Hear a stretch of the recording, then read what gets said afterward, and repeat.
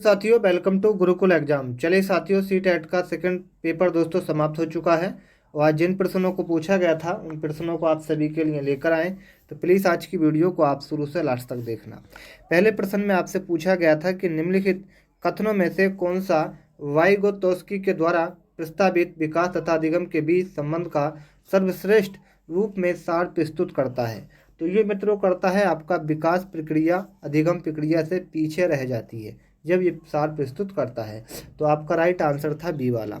आगे आपसे पूछा गया था कोलबर्ग के सिद्धांत की एक प्रमुख आलोचना क्या है। कोलबर्ग के सिद्धांत की एक प्रमुख आलोचना क्या है, ये पूछा गया था। तो वो है साथियों आप सभी के लिए राइट आंसर हो जाएगा। कोलबर्ग ने प्रस्ताव किया था कि नैतिक तार्किकता का विकासात्मक है। क्या साथियों, कोलबर्ग ने प्रस्ताव किया था कि नैतिक तार्किकता विकासात्मक है। ऑप्शन नंबर 20 का राइट आंसर था। आगे पूछा गया था एक शिक्षार्थी केंद्रित कक्षा एवं कक्ष में अध्यापिका करेगी।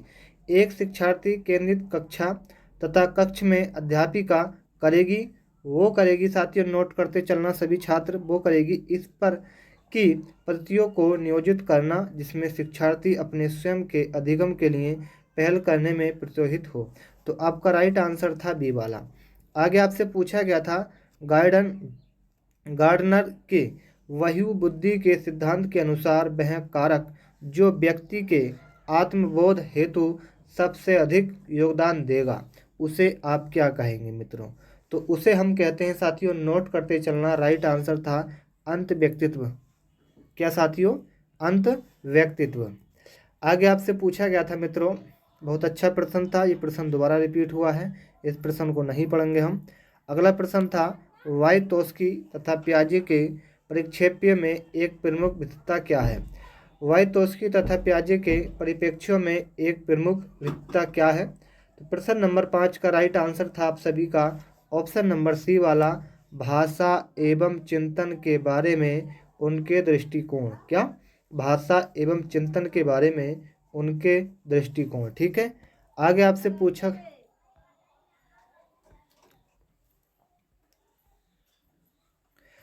पूछा गया था इस पर अत्यधिक वाद विवाद होता है कि क्या लड़कों एवं लड़कियों में योग्यताओं का विशिष्ट समूह उनके आनुवंशिक घटकों के कारण होता है।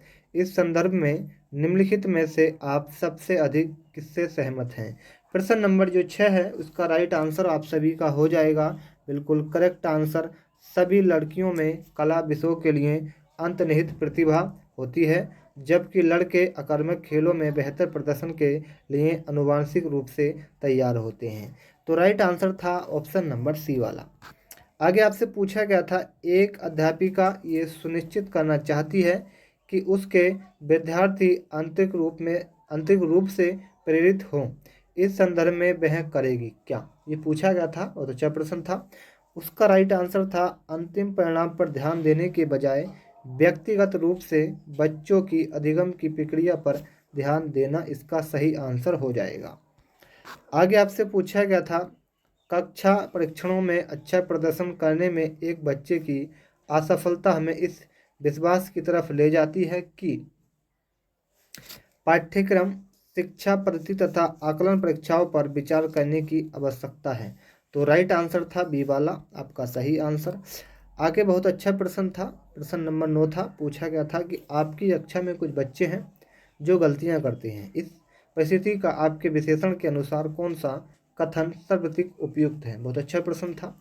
ये कथन की मैं बात करूं मित्रों तो इसका सही आंसर होगा डी वाला, क्योंकि बच्चों ने अभी तक संकल्पात्मक स्पष्टता प्राप्त नहीं की है तथा आपको अपने शिक्षण विधि पर चिंतन करने की आवश्यकता है।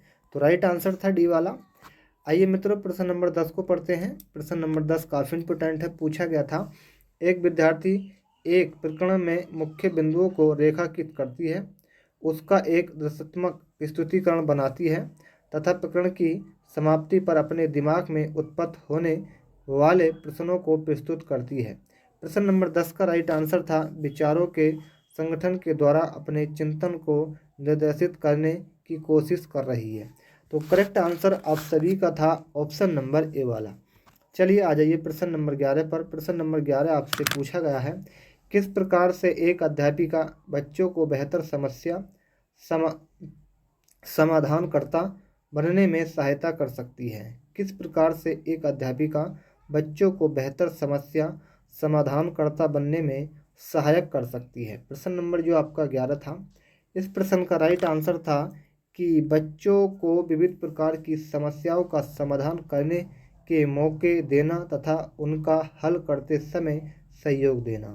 तो राइट आंसर मित्रों था ए वाला। बहुत अच्छा प्रश्न था। प्रश्न नंबर 11 पर आइए। निम्नलिखित कथनों में से आप किससे सहमत हैं? देखो मित्रों, ये 4 विकल्प हैं और 4 विकल्प आपसे पूछ कर हैं, वो हम आपको पढ़ के बताएंगे, लेकिन आप किससे सहमत हैं वो आपको बताना है। चलिए बताते हैं पढ़ के कि अधिगम पूर्ण रूप से बाह्य उद्दीपन के द्वारा नियंत्रित होता है। अधिगम तब तक घटित नहीं हो सकता जब तक इसका अंकों के रूप में बाह्य रूप से आकलन नहीं कर लिया जाता। अधिगम केवल तभी होता है और यदि ये व्यवहार से सुस्पष्ट होता है। प्रश्न नंबर जो आपका 12 है, इसका राइट आंसर आप सभी का हो जाएगा करेक्ट आंसर। ये क्या कहता है? अधिगम एक सामाजिक सांस्कृतिक परिवेश में घटित होता है। तो राइट आंसर था आपका डी वाला। चलिए आ जाइए आगे। बहुत अच्छा प्रश्न है। प्रश्न नंबर 13 कि इनमें से कौन सा बाल विकास का एक सिद्धांत है? इनमें से कौन सा एक बाल विकास का एक सिद्धांत है? प्रश्न नंबर 13 पूछ रहा है। तो प्रश्न नंबर 13 का राइट आंसर आप सभी का हो जाएगा विकास परिपक्वन तथा अनुभव के बीच अन्योन्य क्रिया की वजह से घटित होता है। तो राइट आंसर था ए वाला। चलिए साथियों, ये कुछ महत्वपूर्ण प्रश्न थे जो आज पूछे गए थे। कैसे लगे कमेंट बताइएगा। और आप चैनल पर पहली बार आएँ तो चैनल को सभी छात्र हमारे सब्सक्राइब करेंगे, बेल आइकन ऑन करेंगे, ताकि आपको नेक्स्ट वीडियो का नोटिफिकेशन सबसे पहले मिलता रहे। चलिए तो साथियों, यही आपको बताना था। सभी छात्र चैनल को सब्सक्राइब जरूर कर लेना। मिलते हैं नेक्स्ट वीडियो में, तब तक के लिए जय हिंद, जय Bharat. Welcome to Gurukul exam. आप सभी का स्वागत है साथियों आपके अपने चैनल गुरुकुल एग्जाम के अंदर। जैसा कि आप जानते हैं साथियों, कल जो आपका पेपर हुआ था उनमें दोनों शिफ्ट में जो प्रश्न पूछे गए थे, यानी कि 19 जनवरी को जो प्रश्न पूछे गए थे सीटेट परीक्षा में, उन सभी प्रश्नों को आप सभी के लिए लेकर आए। तो प्लीज़ सभी छात्र इस वीडियो को लास्ट तक देखना, ठीक है। पहले प्रश्न में आपसे पूछा गया था कि जीन पियाजे के अनुसार विकास की पहली अवस्था जन्म से लगभग 2 वर्ष आयु के दौरान बच्चा सबसे बेहतर जो है वो किस चीज़ को सीखता है। बहुत अच्छा प्रश्न था साथियों। इस प्रश्न का जो राइट आंसर था वो था इंद्रियों का प्रयोग करना। क्या साथियों? इंद्रियों के प्रयोग द्वारा। तो आपका राइट आंसर क्या था? ऑप्शन नंबर सी, यानी कि जीन पियाजे के अनुसार जन्म से पहली अवस्था लगभग 2 वर्ष आयु के दौरान बच्चे जो सबसे बेहतर सीखता है वो इंद्रियों के प्रयोग द्वारा, ठीक है। तो correct answer option number C हो जाएगा। आगे आपसे पूछा गया था मित्रों कि सबसे अधिक गहन और जटिल समाजीकरण होता है। सबसे अधिक गहन और जटिल समाजीकरण जो आपका होता है मित्रों, वो होता है आपका किशोर अवस्था के दौरान। कौन सा साथियों? किशोर अवस्था के दौरान। तो करेक्ट आंसर आप सभी का था ऑप्शन नंबर डी, बिल्कुल सही आंसर, ठीक है। आ जाइए आगे। आगे पूछा गया था आनुवांशिकता को सामाजिक संरचना माना जाता है। आनुवांशिकता को सामाजिक संरचना जो आपका माना जाता है मित्रों, वो माना जाता है स्थिर। क्या मित्रों? स्थिर, यानी कि जटिल। आगे पूछा गया था सीखने का वह सिद्धांत जो पूर्ण रूप से केवल अवलोकनीय व्यवहार पर आधारित हो और सीखने के सिद्धांत से समृद्ध हो, तो वो कहलाता है मित्रों व्यवहारीवादी। क्या साथियों? व्यवहारवादी। ऑप्शन नंबर इस प्रश्न का आपका सही आंसर हो जाएगा। आगे आपसे पूछा गया था कि निम्नलिखित में से कौन सा समझ के लिए शिक्षण को प्रदर्शित नहीं करता। निम्नलिखित में से कौन सा समझ के लिए शिक्षण को प्रदर्शित नहीं करता? वो करता है साथियों, नोट करते चलेंगे सभी छात्र, वो करता है विद्यार्थियों को एकांकित तथ्यों और प्रक्रियाओं को याद करने के योग्य बनाना। तो करेक्ट आंसर आप सभी का जो हो जाएगा वो ऑप्शन नंबर बी हो जाएगा मित्रों, ठीक है। सभी छात्र ध्यान से नोट करते चलेंगे, कॉपी पेन लेकर बैठेंगे सभी छात्र।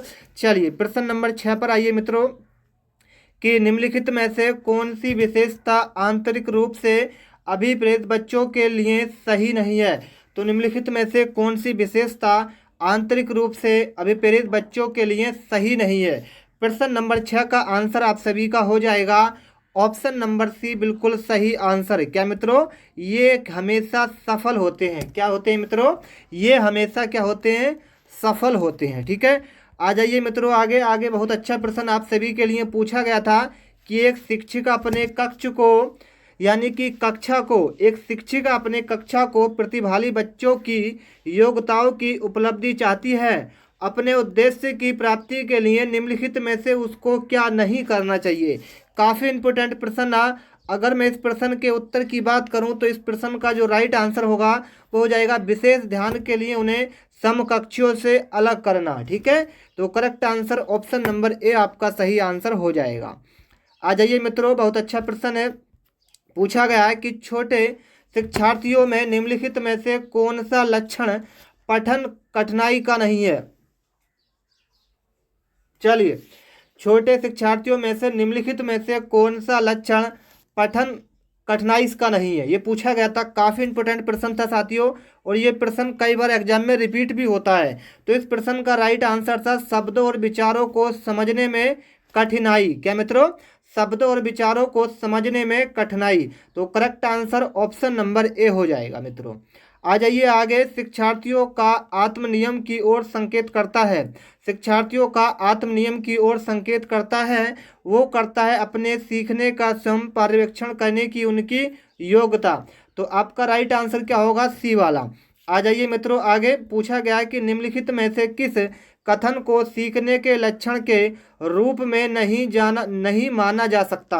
चलिए प्रश्नों को दोबारा पढ़ते हैं और समझते हैं कि निम्नलिखित में से किस कथन को सीखने के लक्षण के रूप में नहीं माना जाता। ठीक है, तो इस प्रश्न का राइट आंसर था व्यवहार का अध्ययन सीखना। व्यवहार का अध्ययन सीखना। तो right answer option number A हो जाएगा। आगे पूछा गया सिद्धांत के रूप में रचनावाद। सिद्धांत के रूप में रचनावाद आपसे पूछा था। प्रश्न नंबर 11 का राइट आंसर नोट करिएगा। दुनिया के बारे में अपना दृष्टिकोण निर्मित करने में शिक्षार्थी की भूमिका पर बल देता है। ठीक है, चलिए आ जाइए आगे। बहुत अच्छा प्रश्न है। सृजनात्मक विद्यार्थी वह है जो, बताइए, पूछा गया है सृजनात्मक शिक्षार्थी वह है जो क्या काम करता है, ये पूछा गया था प्रश्न के अंदर। काफ़ी इंपॉर्टेंट प्रश्न था। तो वो करता है पसर्व यानी कि लेटल चिंतन और समस्या में अच्छा समाधान करने वाला। दोबारा प्रश्न को समझिए, इंपॉर्टेंट है, कुछ छात्रों के समझ में नहीं आएगा।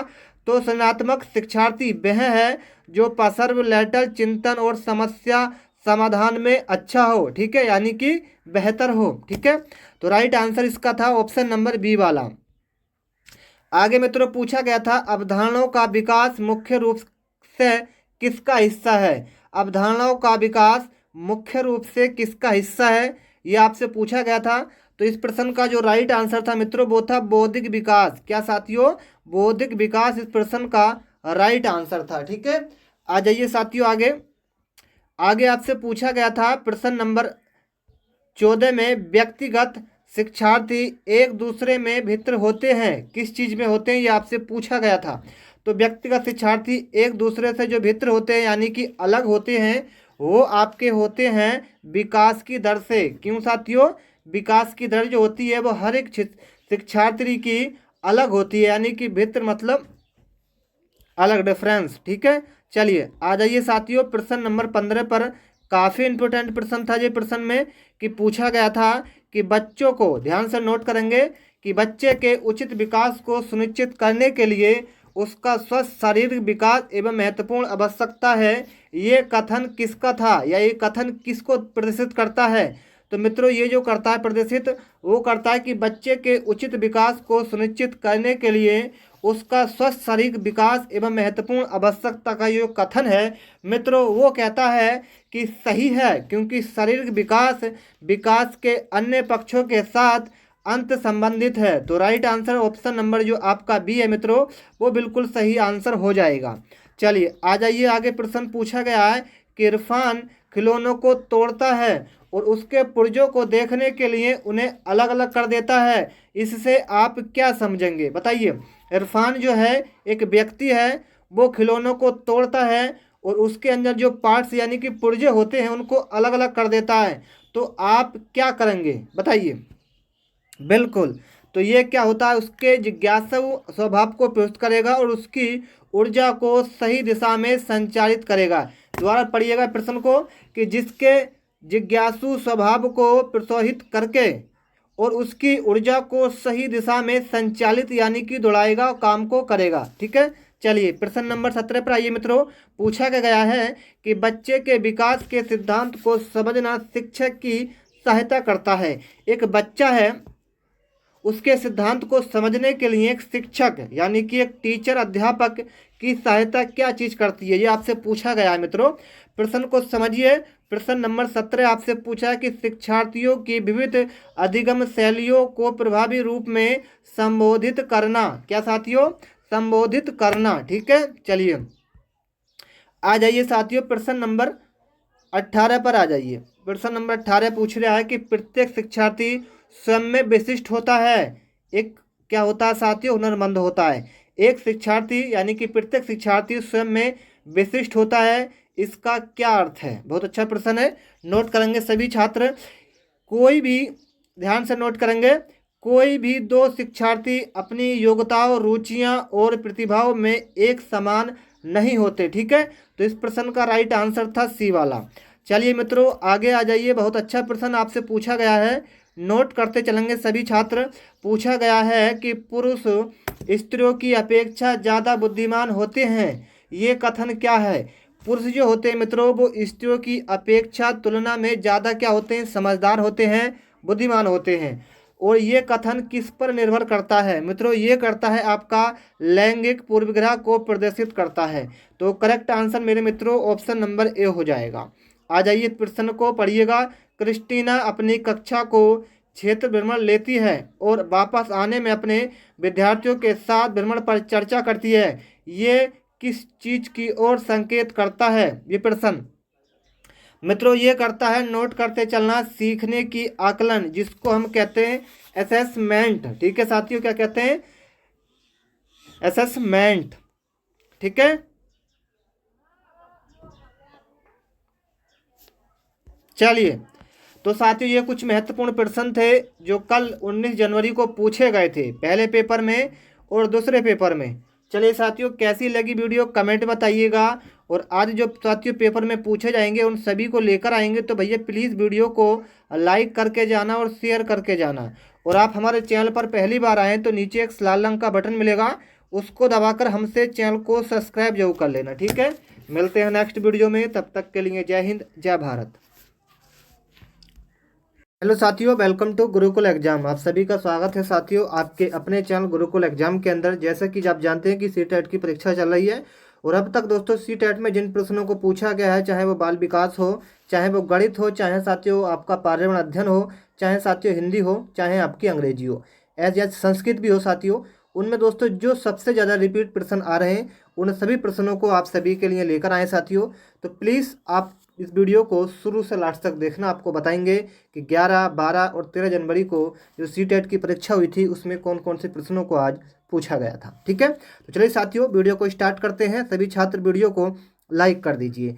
पहले प्रश्न में पूछा गया है कि निम्नलिखित प्रश्नों के उत्तर देने के लिए सबसे उचित विकल्प को चुनिए, सबसे बेस्ट विकल्प को चुनिए। ठीक है, तो यहाँ पर पूछा गया है कि पियाजे के अनुसार विकास की पहली अवस्था जन्म से लगभग 2 वर्ष आयु के दौरान बच्चा सबसे बेहतर क्या सीखता है? बहुत अच्छा प्रश्न है।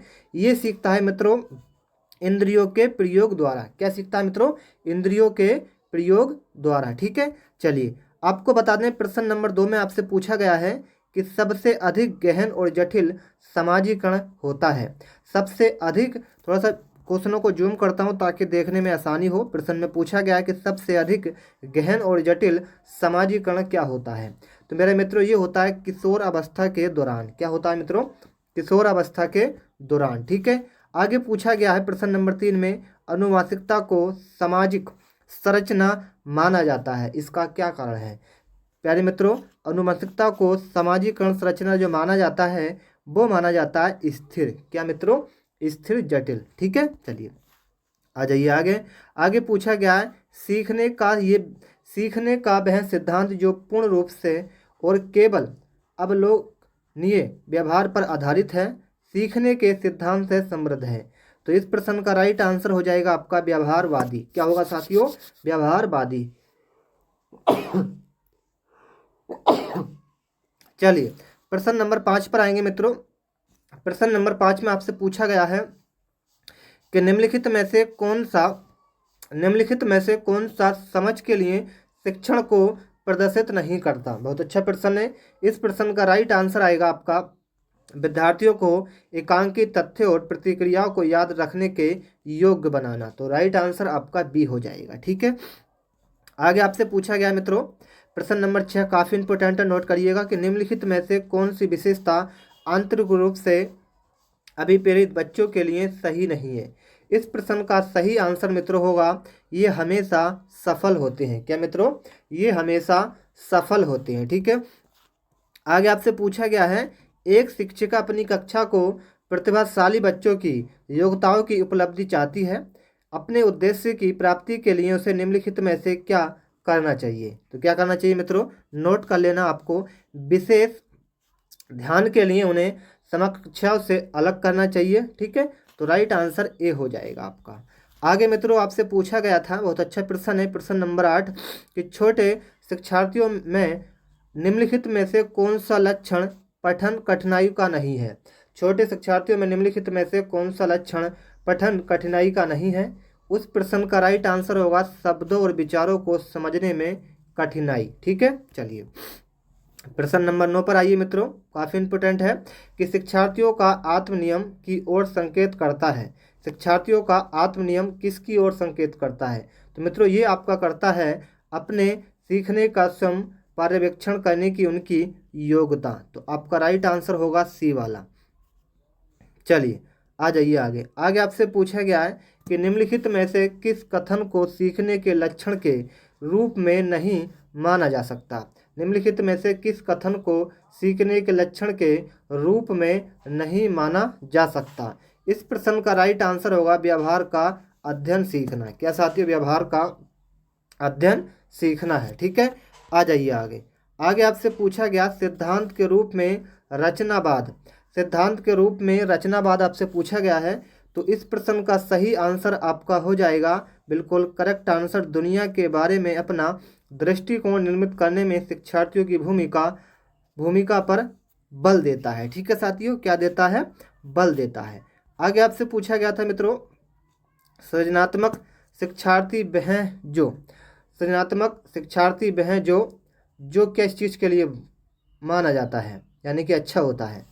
तो वो होता है साथियों, नोट कर लेना। इस प्रश्न का राइट आंसर आपको बता दें, इस प्रश्न का जो सही आंसर है प्रश्न नंबर 12 का वो हो जाएगा पसर्व यानी कि लेटल चिंतन और समस्या समाधान में क्या होता है, अच्छा होता है। तो पसर्व चिंतन और समस्या समाधान में अच्छा होता है। ठीक है, आ जाइए। अवधारणाओं का विकास मुख्य रूप से किसका हिस्सा है।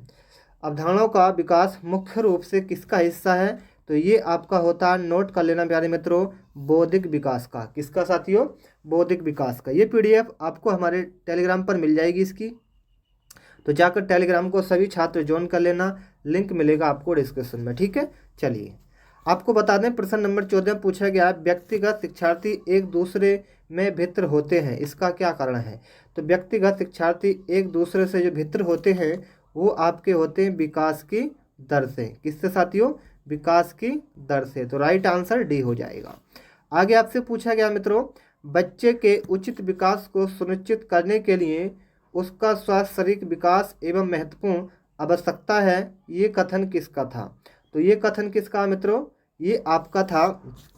ये कथन जो है साथियों एक प्रकार का सही है, क्योंकि शारीरिक विकास के अन्य पक्षों के साथ अतः संबंधित है। तो ये कथन बिल्कुल सही है, क्योंकि शरीर का जो विकास है वो सभी जो अंदर के अंग होते हैं उन्हीं के साथ संभव है। ठीक है, चलिए जब सभी विकास करेंगे तभी तो सही चलेगा शरीर भी आपका। चलिए आपको बताते हैं इरफान खिलौनों को तोड़ता है और उसके पुर्जों को देखने के लिए उन्हें अलग अलग कर देता है, आप क्या करेंगे बताइए। तो इरफान जो है साथियों वो खिलौनों को तोड़ देता है, उसके पुर्जों को देखने के लिए उन्हें अलग अलग कर देता है। तो इस पर आप क्या करेंगे, आपका मत क्या है इस पर, ये पूछा गया। तो ये है जिसके जिज्ञासु स्वभाव को प्रोत्साहित करेंगे और उसकी ऊर्जा को सही दिशा में संचारित करेंगे। तो राइट आंसर आपका ए हो जाएगा। आगे पूछा गया है बच्चों के विकास के सिद्धांतों को समझना शिक्षक की सहायता करता है। बच्चे के विकास के सिद्धांत को समझना शिक्षक की सहायता करता है।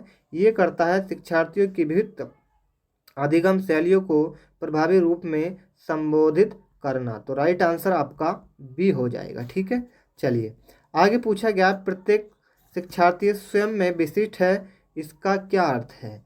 प्रत्येक शिक्षार्थी स्वयं में विशिष्ट है, इसका जो अर्थ है मित्रों वो है आपका, नोट करते चलना, प्रश्न नंबर 18 को सभी छात्र नोट करना।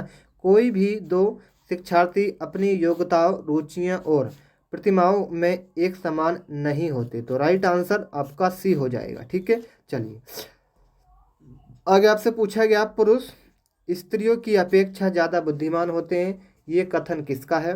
तो पुरुष जो होते हैं स्त्रियों की अपेक्षा ज़्यादा बुद्धिमान होते हैं, ये कथन है लैंगिक पूर्वाग्रह को प्रदर्शित करता है। ठीक है, लैंगिक पूर्वाग्रह को प्रदर्शित करता है। लेकिन अब ये साथियों कथन अब सही नहीं है, क्योंकि पुरुष भी इतनी बुद्धिमान है जितने की आप स्त्रियां, यानी कहा जाए तो स्त्रियां भी इतनी बुद्धिमान है जितने की पुरुष हैं। ठीक है, चलिए आपसे पूछा गया, क्रिस्टीना अपनी कक्षा को क्षेत्र भ्रमण पर ले जाती है और वापस आने पर अपने विद्यार्थियों के साथ भ्रमण पर चर्चा करती है, ये की ओर संकेत करता है, यानी कि ये किस की ओर संकेत करता है? तो मेरे मित्रों ये करता है, आपको नोट कर लेना, आकलन का सीखना। क्या साथियों? आकलन का सीखना। ठीक है, तो इस प्रश्न का राइट आंसर आपका हो जाएगा ऑप्शन नंबर बी वाला। ठीक है, चलिए प्रश्न नंबर 21 पर आइए मित्रों। प्रश्न नंबर 21 में पूछा गया है कि मानव विकास कुछ विशेष सिद्धांतों पर आधारित है, निम्नलिखित में से कौन सा मानव विकास का सिद्धांत नहीं है? प्रश्न नंबर 21 का राइट आंसर होगा प्रतिवर्ती। क्या साथियों? प्रतिवर्ती। आ जाइए आगे। आगे पूछा गया, निःसशक्त बच्चों के लिए समय की शिक्षा की केंद्रीय प्रायोजित योजनाओं का उद्देश्य है, मैं निःशक्त बच्चों को शैक्षिक अवसर उपलब्ध कराना। तो बहुत अच्छा प्रश्न है साथियों, दोबारा पढ़ते हैं इस प्रश्नों को ताकि समझ में आ जाए कि निःशक्त बच्चों के लिए समय की शिक्षा की केंद्रीय प्रायोजित योजनाओं का उद्देश्य है, मैं निःशक्त बच्चों को शिक्षक अवसर उपलब्ध कराना। प्रश्न नंबर जो 22 है, इस प्रश्न का राइट आंसर आपका हो जाएगा बिल्कुल correct answer option number B, blind relief association के विद्यालयों के लिए। ठीक है, ब्लाइंड रिलीफ एसोसिएशन विद्यार्थियों के लिए। ठीक है, आ जाइए आगे। बहुत अच्छा प्रश्न है, पूछा गया निम्नलिखित में से कौन सा कथन सीखने के बारे में सही है? निम्नलिखित में से कौन सा कथन सीखने के बारे में सही है, ये प्रश्न में पूछा गया है। इस प्रश्न का राइट आंसर होगा बिल्कुल करेक्ट आंसर, नोट कर लेना सभी छात्र। ये प्रश्न का राइट आंसर होगा कि सीखना उस वातावरण पर प्रभावी होता है जो संवेगात्मक रूप में सकारात्मक हो और शिक्षार्थियों को संतुष्ट करने वाला हो। तो आपका राइट आंसर डी हो जाएगा। ठीक है, आ जाइए। मूल्यांकन पूछा गया है, मूल्यांकन का मुख्य उद्देश्य होना चाहिए। मूल्यांकन का मुख्य जो उद्देश्य है वो होना चाहिए, वो इस प्रकार होना चाहिए मित्रों, नोट कर लेना कि सीखने में होने वाली कमियों का निदान और उपचार करना। तो सभी का आंसर हो जाएगा बी वाला। ठीक है, आ जाइए आगे।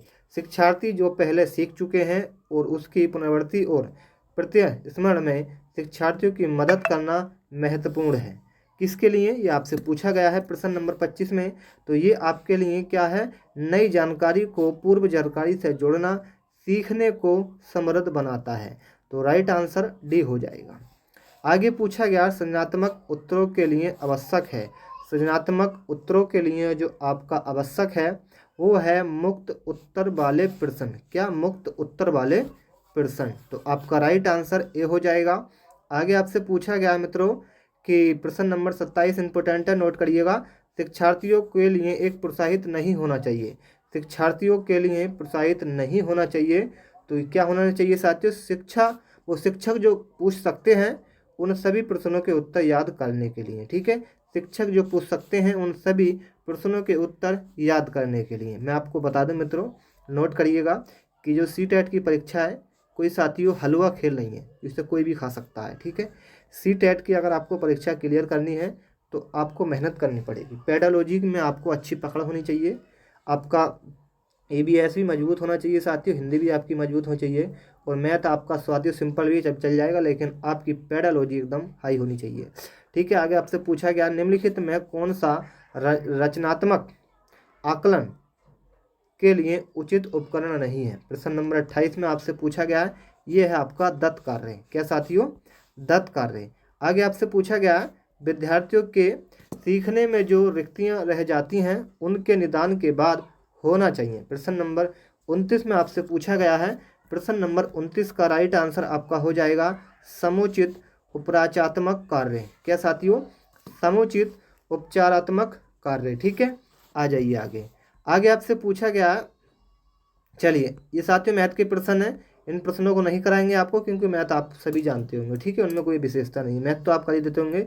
हम केवल आज आपको पेडालॉजी के प्रश्न कराएंगे। भारतीय समाज की बहुभाविक विशेषता को देखा जाना चाहिए। भारतीय समाज की बहुभाविक विशेषता को देखा जाना चाहिए किस प्रकार? तो ये आपका दिखाएगा कि विद्यालय जीवन को समृद्ध बनाने में साधन के रूप में। क्या साथियों? विद्यालय जीवन को समृद्ध बनाने के संसाधन के रूप में। तो आपका राइट आंसर क्या हो जाएगा? ऑप्शन नंबर डी वाला। ठीक है, चलिए तो ये कुछ महत्वपूर्ण प्रश्न थे। इसकी वीडियो की पीडीएफ आपको टेलीग्राम पर मिल जाएगी। टेलीग्राम का लिंक हमने आपको डिस्क्रिप्शन में दे दिया है। तो आप जिन छात्र का आने वाले समय में पेपर है उन सभी के लिए साथियों क्लास इंपॉर्टेंट है। ये क्लास आपको डेली मिलेगी हमारे चैनल पर, और जो आने वाले समय पेपर में क्वेश्चन पूछेंगे वो भी आपको मिलेंगे। तो सभी छात्र से रिक्वेस्ट है कि आप चैनल को सब्सक्राइब करके बेल आइकन ऑन जरूर कर लें। ठीक है, ताकि आपको डेली अपडेट मिलता रहे। तो मिलते हैं नेक्स्ट वीडियो में, तब तक के लिए जय हिंद, जय भारत। साथियों वेलकम टू गुरुकुल एग्जाम। चलिए साथियों, सीटेट के प्रथम पेपर में जो आज प्रश्न पूछे गए हैं उन सभी प्रश्नों को आप सभी के लिए लेकर आए। तो प्लीज़ सभी छात्र वीडियो को लास्ट तक देखना, वीडियो को लाइक कर देना, और चैनल पर आप पहली बार आए तो चैनल को सभी छात्र दबाकर सब्सक्राइब जरूर कर देना। ठीक है, चलिए आज का पहला प्रश्न में आपसे पूछा गया था कि प्रतिभाशाली बालक वह होते हैं जो अपने उत्पादन की मात्रा, दर तथा गुणवत्ता में विशिष्ट होता है। ये कथन किसने दिया था? काफ़ी इंपॉर्टेंट प्रश्न है, और इस प्रश्न का जो राइट आंसर आएगा वो आएगा R.W. टेलर द्वारा। क्या मित्रों? R.W. टेलर द्वारा। तो इस प्रश्न का राइट आंसर हो जाएगा ऑप्शन नंबर सी, बिल्कुल सही आंसर। ठीक है, आ जाइए साथियों, प्रश्न नंबर 2 में पूछा गया है कि बच्चों को सीखने की प्रक्रिया के दौरान वे उस कार्य को किस प्रकार से कर रहे हैं, इसकी जानकारी इन्हें। इस प्रश्न का राइट आंसर आपसे पूछा गया था। तो इस प्रश्न का सबसे बेस्ट जो आंसर है वो आपका हो जाएगा ऑप्शन नंबर बी, कार्य करते समय सतत रूप से दी जानी चाहिए। ठीक है साथियों, right answer option number B था। आगे पूछा गया था यदि आपकी कक्षा में कोई बच्चा अधिगम अक्षम हो तो आप क्या करेंगे? तो इस प्रश्न का जो सही आंसर था मित्रों वो था साथियों, उसकी अक्षमता किस प्रकार की है ये जानकर उसे सिखाने का प्रयास करेंगे। तो राइट आंसर आपका बी वाला बिल्कुल सही आंसर आपका हो जाएगा। आगे अब पूछा गया था कि राष्ट्रीय पाठ्य चर्चा, ध्यान से नोट करेंगे सभी छात्र, राष्ट्रीय पाठ्य चर्चा रूपरेखा 2005 की सतुतियों के संबंध में कौन सा कथन सत्य नहीं है? काफ़ी इंपोर्टेंट प्रश्न है, बताइए इस प्रश्न का राइट आंसर। राष्ट्रीय पाठ्य चर्चा की रूपरेखा 2005 की सतुतियों के संबंध में कौन सा कथन सत्य नहीं है? इस प्रश्न का आपका राइट आंसर मित्रों हो जाएगा ऑप्शन नंबर ए, यानी कि विश्वविद्यालयों को राजनीति से मुक्त करना। ठीक है साथियों, विश्वविद्यालयों को राजनीति से मुक्त करना नहीं साथियों, रखना, इसमें रखना दिया गया तो इसका राइट आंसर रखना ही हो जाएगा। ठीक है, आगे आपसे पूछा गया था बच्चों के भाषाई विकास के लिए जरूरी है, बच्चों के भाषाई विकास के लिए जरूरी है। प्रश्न नंबर जो आपका 5 है मित्रों, इस प्रश्न का जो राइट आंसर आपका होगा वो आपका हो जाएगा उनको अधिक से अधिक, ध्यान से नोट करिएगा, उनको अधिक से अधिक अपने विचार व्यक्त करने के अवसर देने चाहिए। भाषाई कौशल के विकास हेतु गतिविधियाँ की जानी चाहिए। लिखना, पढ़ना, बोलना तथा सुनने का अभ्यास करना चाहिए। यानी कि जो तीनों विकल्प हैं वो आपके बिल्कुल सही हो जाएंगे, यानी कि उपयुक्त सभी इस प्रश्न का बिल्कुल सही आंसर आपका हो जाएगा। चलिए आगे आ जाइए मित्रों। आगे आपसे पूछा गया परियोजना विधि के प्रतिपादक आपसे पूछे गए हैं। परियोजना विधि के प्रतिपादक जो है मित्रों वो हैं आपके किलपैट्रिक। कौन है साथियों? किलपैट्रिक। तो आपका राइट आंसर क्या हो जाएगा साथियों? किलपैट्रिक। चलिए प्रश्न नंबर जो आपका 6 है, राइट आंसर सी हो जाएगा। आगे आ जाइए मित्रों, प्रश्न नंबर 7 का जो आंसर आएगा वो आपको बताना है। फटाफट बताएंगे कि मूल्यांकन प्रक्रिया के 3 महत्वपूर्ण बिंदु आपसे पूछे गए हैं। मूल्यांकन प्रक्रिया के 3 महत्वपूर्ण जो बिंदु है मित्रों वो हैं आपके उद्देश्य, अधिगम, अनुभव व मूल्यांकन के उपकरण। तो राइट आंसर था आपका ऑप्शन नंबर ए, बिल्कुल सही आंसर। ठीक है, चलिए आ जाइए साथियों, प्रश्न नंबर जो आपका 8 है उस पर आ जाइए। प्रश्न नंबर 8 जो है वो काफ़ी इंपोर्टेंट प्रश्न है और जो कई बार आपकी परीक्षा में पूछा जाता है कि कक्ष का वातावरण होना चाहिए किस प्रकार का। अगर आप कक्षा या कक्ष कुछ भी कह लीजिए, उसका जो वातावरण है वो कैसा होना चाहिए, रहन सहन कैसा होना चाहिए, तो आपको बता दें इस प्रश्न का जो बेस्ट आंसर है वो होना चाहिए मित्रतापूर्ण। ठीक है, शांत भी होना चाहिए, शोरगुल से भरा होना चाहिए, अनुशासन से पूर्ण होना चाहिए, लेकिन जो बेस्ट आंसर है वो है आपका मित्रतापूर्ण होना चाहिए। आप किसी कक्षा में बैठते हैं तो आपसे किसी की लड़ाई या किसी की भी कोई बुराई टाइप नहीं होनी चाहिए, सिर्फ आपकी एक मित्रता होनी चाहिए। क्लास में लगे कि एक दूसरे के मित्र बैठे हैं, बहुत ही शांतिपूर्ण बैठे हैं। ठीक है, चलिए प्रश्न नंबर 9 पर आइए मित्रों। काफ़ी इंपोर्टेंट प्रश्न है कि कठोर शिल्प उपागम किस सिद्धांत पर आधारित है। कठोर शिल्प उपागम किस सिद्धांत पर आधारित है, ये पूछा गया है प्रश्नों के अंदर। तो इस प्रश्न का जो राइट आंसर होगा वो होगा इंजीनियरिंग। क्या होगा साथियों, इंजीनियरिंग। ठीक है, तो correct answer option number B हो जाएगा मित्रों। चलिए आ जाइए साथियों प्रश्न नंबर 10 पर। पूछा गया किशोरावस्था में बच्चे किस प्रकार की समस्या का सामना करते हैं, ये आपसे पूछा गया है। बहुत अच्छा प्रश्न है साथियों। शारीरिक एवं मानसिक परिवर्तन से संयोजन करना। तो इस प्रश्न का right answer option number A बिल्कुल सही आंसर आपका हो जाएगा। ठीक है, आ जाइए साथियों प्रश्न नंबर 11 पर। काफ़ी इंपोर्टेंट प्रश्न है। पूछा गया भूख और प्यास क्या है, ये पूछा गया साथियों। भूख और प्यास क्या होते हैं। भूख और प्यास मेरे मित्रों होते हैं जन्मजात प्रेरक, क्योंकि भूख भी आप जन्म से लेकर आते हैं और प्यास भी आप जन्म से लेकर आते हैं, तो जन्मजात क्या होगा साथियों, प्रेरक हो जाएंगे। आगे आपसे पूछा गया कक्ष में शिक्षक व विद्यार्थियों के मध्य संप्रेषण होना चाहिए। एक कक्षा में शिक्षक व विद्यार्थियों के मध्य यानी कि बीच जो संप्रेषण होना चाहिए साथियों, वो कैसा होना चाहिए, ये आपसे प्रश्न में पूछा गया है। तो इस प्रश्न का मित्रों राइट आंसर आप नोट कर लीजिएगा सभी छात्र, उद्देश्य केंद्रित होना चाहिए। किससे, उद्देश्य केंद्रित होना चाहिए। आ जाइए मित्रों आगे। आपसे पूछा गया कि यदि कोई बच्चा विश्वविद्यालय, तो दोस्तों विद्यालय में हमेशा देर से पहुंचता है, यदि कोई बच्चा विद्यालय में हमेशा डेली देर से पहुंचता है तो आप इस क्या करेंगे बताइए। एक बेस्ट प्रश्न उन बताइए।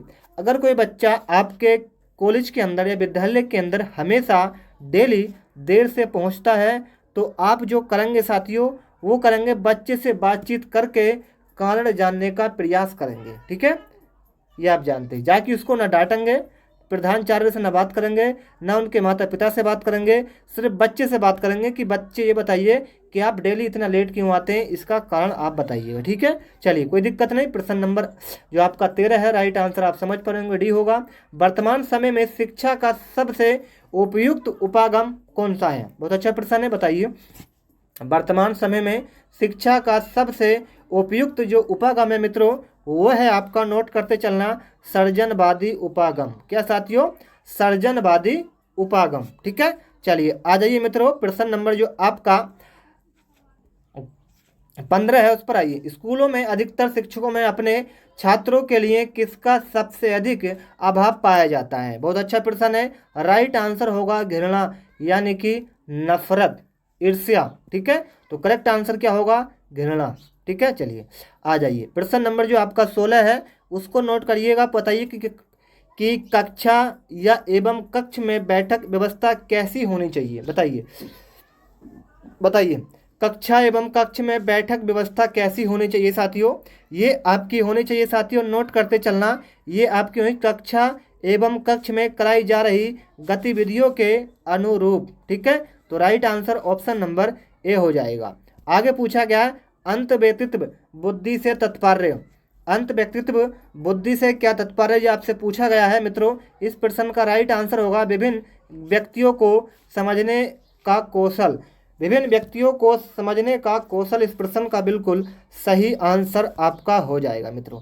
आगे आपसे पूछा गया साथियों वर्तमान समय में शिक्षक की भूमिका क्या होती है। वर्तमान समय में शिक्षक की जो भूमिका होती है मित्रों वो आपकी होती है सुगमकर्ता की। किसकी साथियों, सुगमकर्ता की। तो correct answer option number B बिल्कुल सही आंसर मित्रों आपका हो जाएगा। चलिए साथियों आगे आ जाइए। आपको लगता है कि आपकी कक्षा में कुछ बच्चे बहुत तेज गति से सीख रहे हैं और कुछ बहुत धीमी गति से सीख रहे हैं, इस परिस्थिति में आप क्या करेंगे? ये आपसे पूछा गया मित्रों।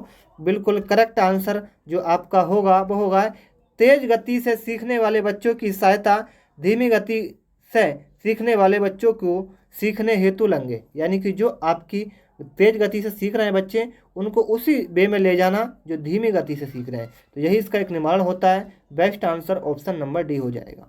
ठीक है, आ जाइए साथियों, शिक्षण अधिगम प्रक्रिया की दृष्टि से एक अच्छा शिक्षक वह है जो ये गुण उसके अंदर होने चाहिए। कौन से गुण?